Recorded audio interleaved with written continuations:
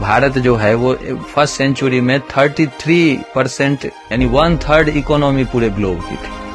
हम अंग्रेजी पढ़ेंगे तभी विकसित होंगे, इस मिथ को वही मानते हैं जो अपनी ट्रेडिशन को नहीं जानते। 2020 की जो नई शिक्षा नीति है, सबसे पहला उसमें यही है कि शिक्षा भारतीय भाषाओं में। जो लोग कहते हैं कि यहाँ ब्राह्मण ने डोमिनेट किया, तो वो पहले ये दिखाएं कि उनका जो आधारभूत ग्रंथ है उसमें किस किस का योगदान है। हम दिखाते हैं वेद में क्या है। वेद में 27 ऋषिकाएं हैं। वो थॉट जो है उसको ब्राह्मणिज्म तो कह ही नहीं सकते। ये एक बिल्कुल जो बायस्ड रूप में आरोप करके जो ये चीज को, ये सब मैकोलियन एजुकेशन के लोग हैं, वो प्लान्ड वे में आगे बढ़ाए हैं।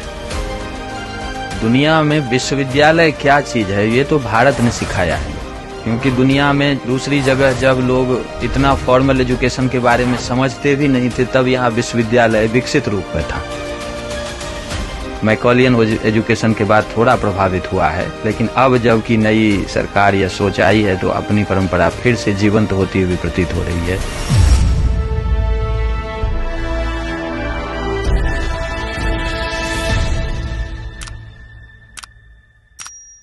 हमारी भारतीय शिक्षा परंपरा में शिक्षा निःशुल्क थी, और निःशुल्क थी तो फिर उसका कौन उसका जिम्मेदार है जो उसके भोजन, उसके रहने सबकी व्यवस्था करे। तो इसीलिए अपने यहाँ भिक्षाटन की परंपरा है। भिक्षाटन की परंपरा के पीछे एक बहुत बड़ा साइकोलॉजी है कि बच्चा एक निश्चित समय में कुछ गांव में जाता था और गांव के लोगों को पता था कि इतने बजे बच्चे आएंगे, और वहाँ उनके पास जो कुछ भी बेस्ट चीज होती थी वो उनको लेकर के खड़े रहते थे द्वार पे। और वो बच्चा लेकर जब आता था प्रतिदिन, तो उसके मन में ये प्रतिदिन एक संस्कार बनता था कि मुझे समाज ने पढ़ाया। अब वो राम हो, कृष्ण हो, कोई भी हो, वो भी उस भिक्षाटन परंपरा से आए। तो बच्चों में जब ये संस्कार बनता है कि मुझे समाज ने पढ़ाया है, और देखा है, अभी टैक्स तो अभी भी हम देते हैं, अभी भी उस टैक्स का पैसा जो होता है वो शिक्षा में जाता है, लेकिन बच्चों में ये डायरेक्टली नहीं जाता कि मुझे समाज पढ़ाया। तो वो जो घर घर जाकर लाते थे, उससे जो उनका संस्कार बनता था, तो वो जब स्नातक बनकर निकलते थे तो उनके मन में ये रहता था कि समाज ने मुझे यहाँ तक बढ़ाया है, इसीलिए समाज के लिए हमें कार्य करना। आज जो हम थोड़ा प्रोफेशनल बनाते जा रहे हैं कि ये हम इतनी फीस पहले से तय कर देते हैं, तो जो व्यक्ति इतनी फी देके वो जैसे भी हो, उसके पास हो या कर्ज लेकर करे, लोन की हम बात कर रहे हैं कि हम लोन देंगे तुम पढ़ो, तो वो जो पढ़ के निकलेगा वो समाज उसके सामने नहीं है। उसके सामने वो लोन में लिया हुआ पैसा है, उसके सामने वो पूरी फीस है कि इतनी फीस मैंने चुकाई है और इसका मुझे आगे जो भी है वो उसका चक्रवृद्धि ब्याज समेत हमें लेना है। अपने गुरुकुल की ये भी एक परंपरा थी जो मूलभूत बात में कि वो सरकार से स्वतंत्र, तो वो राजा पर आश्रित नहीं रहते थे, स्टेट पर आश्रित नहीं रहते थे, इसलिए उनकी शिक्षा स्वतंत्र थी। हमारे यूथ को 50 वर्षों से 100 वर्षों से ऐसी सूचनाएं दी गई जो है ही नहीं, और वो नहीं है क्योंकि स्टेट का इन्फ्लुएंस। कि दुनिया में हम कहते हैं ना, रोम है, हम मिस्र है, बड़े बड़े अपने को क्लेम करते हैं कि हम बहुत बड़ी सिविलाइजेशन है, संस्कृति है। मैं कोरिया की भी बात कर रहा हूँ। आज कोरिया में जो यूथ है, यूथ को पता ही नहीं कि जो हम क्या थे। उनका जो शमानिज्म, उनका जो बाद में ताओइज्म या अपने बाद में जो बुद्धिज्म आदि गया है, तो आज बहुत सारे यूथ को पता ही नहीं। 60% से ज्यादा तो वो क्रिश्चियन हो चुके हैं, और क्रिश्चियन हो चुके हैं तो वो बिल्कुल अपनी परंपरा से कट गए। तो बहुत सारी बड़ी बड़ी जो संस्कृतियां हैं वो क्यों नहीं कंटिन्यू कर पाए? क्योंकि जब वो स्टेट से इन्फ्लुएंस्ड होते हैं तो वो फिर अपनी ज्ञान को यथावत आगे नहीं बढ़ा पाते। लेकिन भारत में गुरुओं के कारण, आचार्यों के कारण और स्टेट से निरपेक्ष होने के कारण, यानी स्वतंत्र रूप में रहने के कारण, वो अपनी विद्या को यथावत आज तक बना कर रखे हैं। थोड़ा सा हम मैकोलियन एजुकेशन के बाद थोड़ा प्रभावित हुआ है, लेकिन अब जब की नई सरकार या सोच आई है तो अपनी परंपरा फिर से जीवंत होती हुई प्रतीत हो रही है। दुनिया में विश्वविद्यालय क्या चीज है ये तो भारत ने सिखाया है लोग, क्योंकि दुनिया में दूसरी जगह जब लोग इतना फॉर्मल एजुकेशन के बारे में समझते भी नहीं थे, तब यहाँ विश्वविद्यालय विकसित रूप में था। इसलिए गुरुकुल सब जगह थे, एक बात तो ये है। लेकिन एक बड़े संस्थान के रूप में जो हमारे यहाँ है, वो सबसे पहला तक्षशिला विश्वविद्यालय आता है। अभी वो पाकिस्तान में है। सब रिकॉर्ड पे है ये चीज कि चाणक्य उसी विश्वविद्यालय के प्रोडक्ट थे, और पाणिनि हैं, कुमार जीवक थे जो उस समय सबसे बड़े आयुर्वेद के आचार्य माने जाते थे। आप एक समझें कि एक एक गांव जैसा एक एक विभाग था, और ऐसे सब जितने विषय संभव थे सबके विभाग थे। वो व्याकरण हो या दर्शन हो या समाज शास्त्र हो, वहीं रह के कौटिल्य ने अर्थशास्त्र लिखा जो अभी दुनिया में प्रसिद्ध है। तो आप देखें कि स्टेट क्राफ्ट क्या है, कि पूरे स्टेट का स्ट्रक्चर कैसे होना चाहिए, टैक्सेशन की क्या पॉलिसी है, पूरा जो प्रशासन कैसे बढ़ना चाहिए, जो निर्धन हैं, जो स्त्री हैं, कैसे उनके लिए विशेष व्यवस्था की जाए। तो इस तरह का टेक्स्ट लिखने वाला जो व्यक्ति है वो वहीं बैठ के ये को अर्थशास्त्र लिखता है। तो लगभग 1000 वर्ष तक ये तक्षशिला यूनिवर्सिटी वहाँ रहा है, बहुत प्रसिद्ध रहा है। और उसके बाद फिर आया है नालंदा विश्वविद्यालय, और नालंदा विश्वविद्यालय हम सभी जानते हैं कि दुनिया में प्रसिद्ध है, और 10,000 के करीब वहाँ पे छात्र रहते थे, और फुल्ली रेजिडेंशियल, और वहाँ बहुत बड़ा बड़ा पुस्तकालय, कई फ्लोर की बिल्डिंग, और उसके बाद लगभग 1000 के आसपास वहाँ आचार्य रहते थे, और एंट्रेंस एग्जाम के थ्रू एडमिशन होता था, और इसके बाद वहाँ से एक छात्र निकलते थे, और इन विश्वविद्यालयों में दुनिया से लोग पढ़ने आते थे। ये सब रिकॉर्ड पे, और दुनिया से आते थे, पढ़ते थे, और अपने देश जाते थे तो उनको अच्छा पद मिलता था। जैसे आज हम देख रहे हैं कि हम टीचर का जो CV देखते हैं तो कहते हैं कि ये हार्वर्ड से आया या नहीं, या पेंसिल्वेनिया से आया या नहीं, या MIT से आया कि नहीं। तो आज जैसे वहाँ की डिग्री हमारे शिक्षक के लिए एक बहुत बड़ी चीज मानी जाती है, वैसे कभी ऐसा समय था कि भारत से जब डिग्री कोई ले जाता था तो उसको देश में बहुत बड़ा सम्मान मिलता था, और इन सब का उल्लेख सबने किया। तो भारत की जब से संस्कृति और सभ्यता है तब से ज्ञान ही केंद्र में। तो नॉलेज सोसाइटी भारत आज नहीं बना, बाद में कुछ लोग कहने लगे कि भारत अब नॉलेज सोसाइटी बना। नहीं, भारत नॉलेज सोसाइटी अपने आरंभ से ही था, क्योंकि दूसरे जो मैकॉलियन एजुकेशन आया तो उसने उसको टारगेट किया, और टारगेट किया क्योंकि शासन करना था, और जब तक भारतीय ज्ञान रहेगा और जब तक उससे जुड़े हुए समाज के लोग रहेंगे तब तक वो शासन कैसे कर सकता था। हमने बहुत सारे जो विदेशी आक्रांताओं को झेला है, इसके कारण हमारी शिक्षा व्यवस्था थोड़ी तो प्रभावित हुई है, हमारे इंफ्रास्ट्रक्चर बहुत नष्ट कर दिए गए। अब जैसे विश्वविद्यालयों की चर्चा की तो हम सब जानते हैं कि जो विश्वविद्यालयों को जला दिया गया, नष्ट कर दिया गया। तो कुछ लोगों ने जो फिजिकल वे में जो हमारा इंस्टीट्यूशन था उसको नष्ट कर दिया, कुछ लोगों ने मानसिक रूप से इसको ऐसा बना दिया कि जो उनको ये लगे कि जो भारत का ज्ञान हीन है, छोटा है, और वहाँ का ज्ञान बहुत बड़ा है।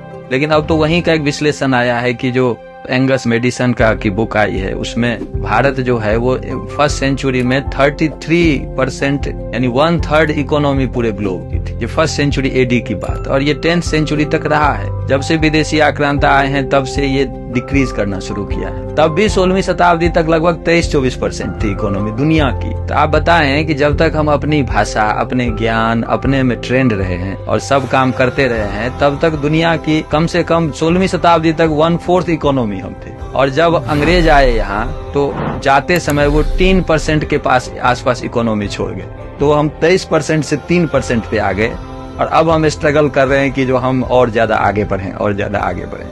तो आर्थिक दृष्टि से भी जो भारत को सोने की चिड़िया कहा जाता है, तो वो अंग्रेजी के कारण तो था नहीं, वो तो अपनी भाषा के कारण, अपने ज्ञान के कारण, अपनी टेक्नोलॉजी के कारण जो रिकॉर्ड पे है। अभी जो लेटेस्ट बुक आई है सबको पढ़ना चाहिए। तो इसलिए ये जो एक मिथ हम बना के रखे हैं कि हम अंग्रेजी पढ़ेंगे तभी विकसित होंगे, तो वो यही मिथ, इस मिथ को वही मानते हैं जो अपनी ट्रेडिशन को नहीं जानते।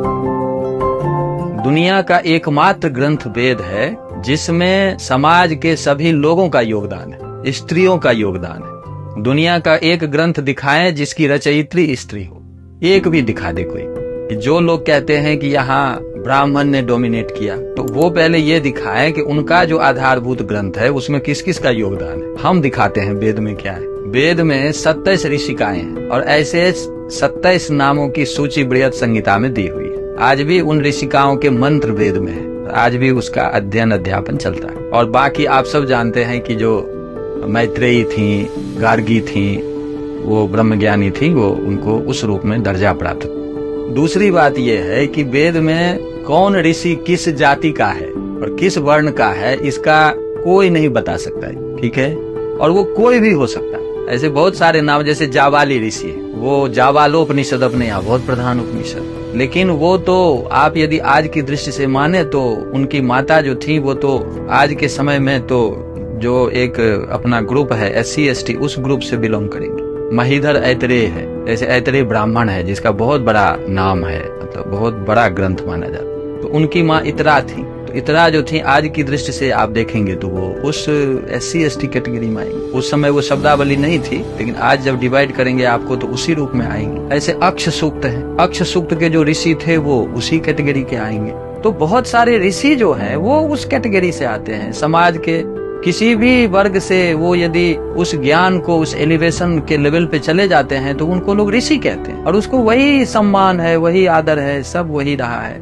और आज भी आप देखेंगे जैसे अपने रविदास हुए, तो रविदास के शिष्य तो काशी नरेश थे।